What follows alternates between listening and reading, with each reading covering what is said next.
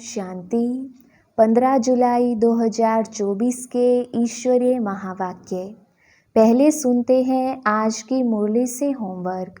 बाबा ने कहा, देह अभिमान आसुरी करैक्टर है, उसे बदल दैवी करैक्टर्स धारण करो तो रावण की जेल से छूट जाएंगे। बॉम्बे में बाप का परिचय देने के लिए चांस बहुत अच्छा है। यह हम सबका बाप है। बाप से वर्षा तो जरूर स्वर्ग का ही चाहिए। शिव बाबा कहते हैं, मामेकम याद करो तो तुम्हारे जन्म जन्मांतर के पाप कट जाएंगे। बाबा भी तुम बच्चों को समझाते हैं, बच्चे ऐसे ऐसे समझाओ, इतने अपरम अपार दुख क्यों हुए हैं। बाप कहते हैं, यह काम महाशत्रु है, इन पर जीत पहनो तभी जगत जीत बनेंगी। बाप जो सुनाते हैं उसे एक कान से सुनकर दूसरे से निकालना नहीं है। और अब सुनते हैं महावाक्यों को विस्तार से। मुरली का सार। मीठे बच्चे, देह अभिमान आसुरी करैक्टर है, उसे बदल दैवी करैक्टर्स धारण करो तो रावण की जेल से छूट जाएंगे। प्रश्न, हरेक आत्मा अपने पाप कर्मों की सजा कैसे भोगती है, उससे बचने का साधन क्या है? उत्तर, हरेक अपने पापों की सजा एक तो गर्भ जेल में भोगते हैं, दूसरा रावण की जेल में अनेक प्रकार के दुख उठाते हैं। बाबा आया है तुम बच्चों को इन जेलों से छुड़ाने। इनसे बचने के लिए सिविलाइज्ड बनो। ओम शांति। ड्रामा के प्लान अनुसार बाप बैठ समझाते हैं। बाप ही आकर रावण की जेल से छुड़ाते हैं, क्योंकि सब क्रिमिनल पाप आत्माएं हैं। सारी दुनिया के मनुष्य मात्र क्रिमिनल होने के कारण रावण की जेल में हैं। फिर जब शरीर छोड़ते हैं तो भी गर्भ जेल में जाते हैं। बाप आकर दोनों जेल से छुड़ाते हैं। फिर तुम आधा कल्प रावण की जेल में भी नहीं और गर्भ जेल में भी नहीं जाएंगे। तुम जानते हो, बाप धीरे धीरे पुरुषार्थ अनुसार हमें रावण की जेल से और गर्भ जेल से छुड़ाते रहते हैं। बाप बताते हैं, तुम सब क्रिमिनल हो रावण राज्य में, फिर राम राज्य में सब सिविलाइज्ड होते हैं। कोई भी भूत की प्रवेशता नहीं होती है। देह का अहंकार आने से ही फिर और भूतों की प्रवेशता होती है। अब तुम बच्चों को पुरुषार्थ कर देही अभिमानी बनना है। जब ऐसे लक्ष्मी नारायण बन जाएंगे तभी देवता कहलाएंगे। अभी तो तुम ब्राह्मण कहलाते हो। रावण की जेल से छुड़ाने लिए बाप आकर पढ़ाते भी हैं, और जो सबके करैक्टर्स बिगड़े हुए हैं वह सुधारते भी हैं। आधा कल्प से करैक्टर्स बिगड़ते बिगड़ते बहुत बिगड़ गए हैं। इस समय है तमो प्रधान करैक्टर्स। दैवी और आसुरी करैक्टर्स में बरोबर रात दिन का फर्क है। बाप समझाते हैं, अब पुरुषार्थ कर अपना दैवी करैक्टर्स बनाना है, तभी आसुरी करैक्टर्स से छूटते जाएंगे। आसुरी करैक्टर्स में देह अभिमान है नंबर 1। देही अभिमानी के करैक्टर्स कभी बिगड़ते नहीं हैं। सारा मदार करैक्टर्स पर है। देवताओं का करैक्टर कैसे बिगड़ता है? जब वे वाम मार्ग में जाते हैं अर्थात विकारी बनते हैं, तब करैक्टर्स बिगड़ते हैं। जगन्नाथ के मंदिर में ऐसे चित्र दिखाए हैं वाम मार्ग के। यह तो बहुत वर्षों का पुराना मंदिर है। ड्रेस आदि देवताओं की ही है। दिखाते हैं देवता वाम मार्ग में कैसे जाते हैं। पहली पहली क्रिमिनलिटी है ही यह। काम चिता पर चढ़ते हैं, फिर रंग बदलते बदलते बिल्कुल काले हो जाते हैं। पहले पहले गोल्डन एज में है संपूर्ण गोरे, फिर 2 कला कम हो जाती है। त्रेता को स्वर्ग नहीं कहेंगे, वह है सेमी स्वर्ग। बाप ने समझाया है, रावण के आने से ही तुम्हारे ऊपर कट चढ़ना शुरू हुई है। पूरे क्रिमिनल अंत में बनते हो।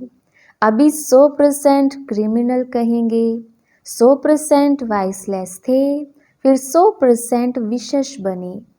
अब बाप कहते हैं सुधरते जाओ, यह रावण का जेल बहुत बड़ा है, सबको क्रिमिनल ही कहेंगे क्योंकि रावण के राज्य में है ना। राम राज्य और रावण राज्य का तो उनको पता ही नहीं है। अभी तुम पुरुषार्थ कर रहे हो राम राज्य में जाने का। संपूर्ण तो कोई बना नहीं है, कोई फर्स्ट, कोई सेकंड, कोई थर्ड में है। अब बाप पढ़ाते हैं, दैवी गुण धारण कराते हैं। देह अभिमान तो सब में है। जितना जितना तुम सर्विस में लगे रहेंगे उतना देह अभिमान कम होता जाएगा।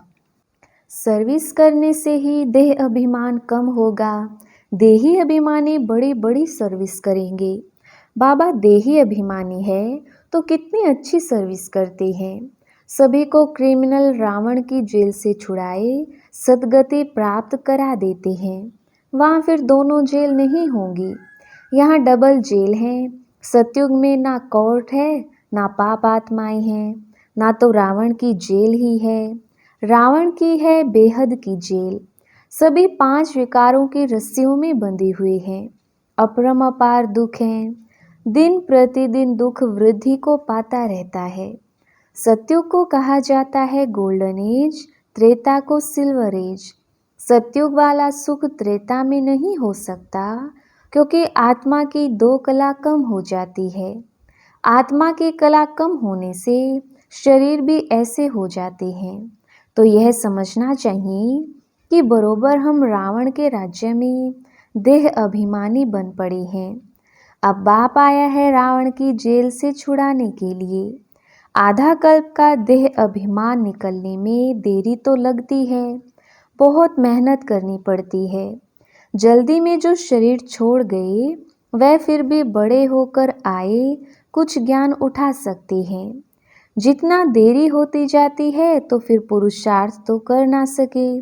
कोई मरे फिर आकर पुरुषार्थ करे, सो तो जब ऑर्गन्स बड़े हों, समझदार हों, तब कुछ कर भी सकें। देरी से जाने वाले तो कुछ सीख नहीं सकेंगे। जितना सीखे उतना सीखे, इसलिए मरने से पहले पुरुषार्थ करना चाहिए। जितना हो सके इस तरफ आने की कोशिश जरूर करेंगे। इस हालत में बहुत आएंगे। झाड़ वृद्धि को पाएगा। समझाने तो बहुत सहज है। बॉम्बे में बाप का परिचय देने के लिए चांस बहुत अच्छा है। यह हम सबका बाप है। बाप से वर्षा तो जरूर स्वर्ग का ही चाहिए। कितना सहज है। दिल अंदर गदगद होना चाहिए। यह हमको पढ़ाने वाला है। यह हमारी एम ऑब्जेक्ट है। हम पहले सद्गति में थे, फिर दुर्गति में आई, अब फिर दुर्गति से सद्गति में जाना है। शिव बाबा कहते हैं मामेकम याद करो तो तुम्हारे जन्म जन्मांतर के पाप कट जाएंगे। तुम बच्चे जानते हो जब द्वापर में रावण राज्य होता है तो 5 विकार रूपी रावण सर्वव्यापी हो जाता है। जहाँ विकार सर्वव्यापी हैं वहाँ बाप सर्वव्यापी कैसे हो सकता है। सभी मनुष्य पाप आत्माएं हैं ना। बाप सम्मुख है तब तो ऐसे कहते हैं कि मैंने कहा ही नहीं है, उल्टा समझ गए हैं। उल्टा समझते विकारों में गिरते गिरते गालियां देते देते भारत का यह हाल हुआ है। क्रिश्चियन लोग भी जानते हैं कि 5000 वर्ष पहले भारत स्वर्ग था। सभी सतो प्रधान थे। भारतवासी तो लाखों वर्ष कह देते हैं क्योंकि तमो प्रधान बुद्धि बन पड़ी है। वह फिर ना इतना ऊंच बने ना इतना नीच बने हैं। वह तो समझते हैं बरोबर स्वर्ग था। बाप कहते हैं यह ठीक कहते हैं। 5000 वर्ष पहले भी मैं तुम बच्चों को रावण की जेल से छुड़ाने आया था। अब फिर छुड़ाने आया हूँ। आधा कल्प है राम राज्य, आधा कल्प है रावण राज्य। बच्चों को चांस मिलता है तो समझाना चाहिए। बाबा भी तुम बच्चों को समझाते हैं, बच्चे ऐसे ऐसे समझाओ। इतने अपरम अपार दुख क्यों हुए हैं। पहले तो अपरम अपार सुख थे जब इन लक्ष्मी नारायण का राज्य था। यह सर्वगुण संपन्न थे। अब यह नॉलेज है ही नर से नारायण बनने की। पढ़ाई है, इनसे दैवी करैक्टर्स बनते हैं। इस समय रावण के राज्य में सभी के करैक्टर्स बिगड़े हुए हैं। सबके करैक्टर्स सुधारने वाला तो एक ही राम है। इस समय कितने धर्म हैं, मनुष्यों की कितनी वृद्धि होती रहती है। ऐसे ही वृद्धि होती रहेगी तो फिर खाना भी कहाँ से मिलेगा। सतयुग में तो ऐसी बातें होती नहीं हैं, वहाँ दुख की कोई बात ही नहीं। यह कलयुग है दुख धाम, सब विकारी हैं। वह है सुख धाम, सभी संपूर्ण निर्विकारी हैं। घड़ी घड़ी उन्हों को यह बतलाना चाहिए तो कुछ समझ जाएं। बाप कहते हैं मैं पतित पावन हूँ, मुझे याद करने से तुम्हारे जन्म जन्मांतर के पाप कट जाएंगे। अब बाप कैसे कहेंगे, जरूर शरीर धारण कर बोलेंगे ना। पतित पावन सर्व का सद्गति दाता एक बाप है, जरूर वह किसी रथ में आया होगा। बाप कहते हैं मैं इस रथ में आता हूँ जो अपने जन्मों को नहीं जानते हैं। बाप समझाते हैं यह 84 जन्मों का खेल है। जो पहले पहले आए होंगे वही आएंगे, उनके ही बहुत जन्म होंगे, फिर कम होते जाएंगे। सबसे पहले देवताएं आए। बाबा बच्चों को भाषण करना सिखलाते हैं, ऐसे ऐसे समझाना चाहिए। अच्छी रीति याद में रहेंगे, देह अभिमान नहीं होगा तो भाषण अच्छा करेंगे। शिव बाबा देही अभिमानी है ना, कहते रहते हैं बच्चे देही अभिमानी भव, कोई विकार ना रहे, अंदर में कोई शैतानी ना रहे। तुम्हें किसको भी दुख नहीं देना है, किसकी निंदा नहीं करनी है। तुम बच्चों को कभी भी सुनी सुनाई बातों पर विश्वास नहीं करना चाहिए। बाप से पूछो यह ऐसे कहते हैं क्या सत्य है, बाबा बता देंगे। नहीं तो बहुत हैं जो झूठी बातें बनाने में देरी नहीं करते हैं। फलाने ने तुम्हारे लिए ऐसे ऐसे कहा, सुनाकर उनको ही खाक कर देंगे। बाबा जानते हैं ऐसे बहुत होता है, उल्टी सुल्टी बातें सुनाकर दिल को खराब कर देते हैं। इसलिए कभी भी झूठी बातें सुनकर अंदर में जलना नहीं चाहिए। पूछो फलाने ने मेरे लिए ऐसे कहा है, अंदर सफाई होनी चाहिए। कई बच्चे सुनी सुनाई बातों पर भी आपस में दुश्मनी रख देते हैं। बाप मिला है तो बाप से पूछना चाहिए ना। ब्रह्मा बाबा पर भी बहुतों को विश्वास नहीं होता है, शिव बाबा को भी भूल जाते हैं। बाप तो आए हैं सबको ऊंच बनाने, प्यार से उठाते रहते हैं। ईश्वरीय मत लेनी चाहिए, निश्चय ही नहीं होगा तो पूछेंगे ही नहीं तो रिस्पॉन्ड भी नहीं मिलेगा। बाप जो समझाते हैं उसको धारण करना चाहिए। तुम बच्चे श्रीमत पर विश्व में शांति स्थापन करने के निमित्त बने हो। एक बाप के सिवाय और कोई की मत ऊंचते ऊंच हो नहीं सकती। ऊंचते ऊंच मत है ही भगवान की, जिससे मर्तबा भी कितना ऊंचा मिलता है। बाप कहते हैं अपना कल्याण कर ऊंच पद पाओ, महारथी बनो। पढ़ेंगे ही नहीं तो क्या पद पाएंगे। यह है कल्प कल्पांतर की बात। सतयुग में दास दासियां भी नंबरवार होते हैं। बाप तो आए हैं ऊंच बनाने, परंतु पढ़ते ही नहीं हैं तो क्या पद पाएंगे। प्रजा में भी ऊंच नीच पद होते हैं ना, यह बुद्धि से समझना है। मनुष्यों को पता नहीं पड़ता है कि हम कहाँ जाते हैं, ऊपर जाते हैं या नीचे उतरते जाते हैं। बाप अगर तुम बच्चों को समझाते हैं, कहाँ तुम गोल्डन सिल्वर एज में थे, कहाँ आयरन एज में आए हो। इस समय तो मनुष्य मनुष्य को खा लेते हैं।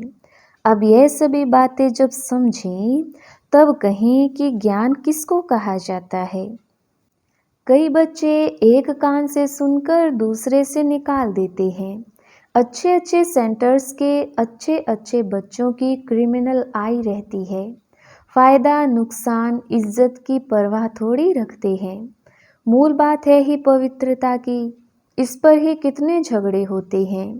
बाप कहते हैं यह काम महाशत्रु है, इन पर जीत पहनो, तभी जगत जीत बनेंगे।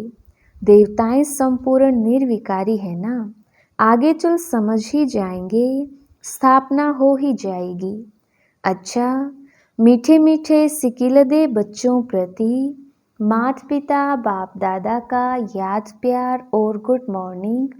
रूहानी बाप के रूहानी बच्चों को नमस्ते। हम रूहानी बच्चों की रूहानी बाप दादा को याद प्यार, गुड मॉर्निंग और नमस्ते जी। धारणा के लिए मुख्य सार। पहला पॉइंट, कभी भी सुनी सुनाई बातों पर विश्वास करके अपनी स्थिति खराब नहीं करनी है। अंदर में सफाई रखनी है। झूठी बातें सुनकर अंदर में जलना नहीं है, ईश्वरीय मत ले लेनी है। दूसरा पॉइंट, देही अभिमानी बनने का पूरा पुरुषार्थ करना है। किसी की भी निंदा नहीं करनी है। फायदा, नुकसान और इज्जत को ध्यान में रखते हुए क्रिमिनल आइज को ख़त्म करना है। बाप जो सुनाते हैं उसे एक कान से सुनकर दूसरे से निकालना नहीं है। वरदान, त्रिकालदर्शी की सीट पर सेट हो, हर कर्म करने वाले शक्तिशाली आत्मा भव। विस्तार, जो बच्चे त्रिकालदर्शी की सीट पर सेट होकर हर समय हर कर्म करते हैं, वो जानते हैं कि बातें तो अनेक आनी हैं, होनी हैं, चाहे स्वयं द्वारा, चाहे औरों द्वारा, चाहे माया व प्रकृति द्वारा। सब प्रकार से परिस्थितियाँ तो आएंगी, आनी ही हैं, लेकिन स्व स्थिति शक्तिशाली है तो परिस्थिति उसके आगे कुछ भी नहीं है। सिर्फ हर कर्म के करने के पहले उसके आदि मध्य अंत तीनों काल चेक करके समझ करके फिर कुछ भी करो तो शक्तिशाली बन परिस्थितियों को पार कर लेंगी। स्लोगन, सर्वशक्ति व ज्ञान संपन्न बनना ही संगम युग की प्रारब्ध है। अच्छा, ओम शांति।